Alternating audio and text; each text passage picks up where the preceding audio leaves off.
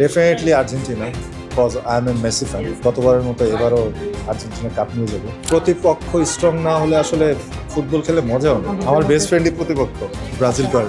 খুব চিল্লাচিল্লি হয়, এটা করলে ভালো হতো, এটা করলে ভালো হতো, আর এটা মিস করলো কেন, এই সেই। আপনাকে ফুটবল খেলায় দেখেছি এবং আপনার ফুটবলের প্রতি প্যাশন আছে, আমরা সেটাও জানি। ফুটবল কিন্তু বেশি আমার ক্রিকেটের প্রতি। আচ্ছা, আই লাভ ক্রিকেট। যেহেতু শিল্পীদের মধ্যে ফুটবল খেলাটা খুব বেশি প্রচলন আছে, আমরা সেখান থেকে আপনাকে দেখেছি।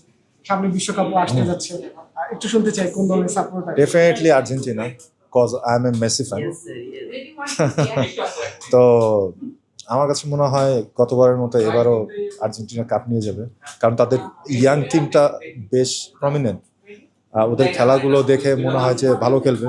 আই উইশ মেসি কি খেলবে এবার, যদি খেলে আলহামদুলিল্লাহ ভালো, আর না খেললেও আর্জেন্টিনা টিমকে পেছন থেকে হলেও সাপোর্ট করবো।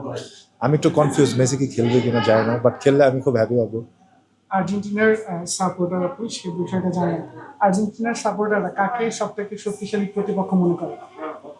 It's all about team, but সবসময় তো ব্রাজিলকেই ওরা প্রতিপক্ষ, কারণ হচ্ছে প্রতিপক্ষ স্ট্রং না হলে আসলে ফুটবল খেলে মজা হবে। তো এই ক্ষেত্রে ব্রাজিলই হচ্ছে আর্জেন্টিনার সবচেয়ে বড় প্রতিপক্ষ। এছাড়া আপনার স্পেন আছে, ফ্রান্স আছে, তাদের সাথেই আর কি মানে দ্বন্দ্বটা থাকে, বাট এক নম্বরে ব্রাজিল। আমরা আমাদের এক্সপেকটেশন থাকে একটা, মাঠে গিয়ে হয়ে যায় আর একটা, এটা সবসময় হয়ে যায়। আমি আর্জেন্টিনা হোক ব্রাজিল হোক, বেস্ট উইশেস সবার জন্য। পরিবারে আপনি আপনার পরিবারের সব সবাই সদস্যরা কি আর্জেন্টিনা? সবাই আর্জেন্টিনা। সবাই আর্জেন্টিনা। তাহলে পরিবারের মধ্যে প্রতিপক্ষ নেই? না, আচ্ছা, প্রতিপক্ষ যারা আছে আপনার নিশ্চয়ই বন্ধু বান্ধব। আমার বেস্ট ফ্রেন্ডই প্রতিপক্ষ, ব্রাজিল করে। কেমন হয় যখন একসাথে খেলা দেখা হয়? খুব চিল্লাচিল্লি হয়, এটা করলে ভালো হতো, এটা করলে ভালো হতো, আর এটা মিস করলো কেন, এই সেই। তা আমরা খুব ফান করে খেলা দেখি, এটা আমাদের ট্রেডিশন আর কি। সবাইকে অগ্রিম ঈদ মোবারক। সবাই সুস্থভাবে সুন্দরভাবে ঈদ যাপন করবেন। আর যেহেতু কোরবানির ঈদ, আমাদের যে আশেপাশে সব কিছু পরিষ্কার পরিচ্ছন্ন রাখার চেষ্টা করবেন। আর ধন্যবাদ অলওয়েজ আমার পাশে থাকার জন্য।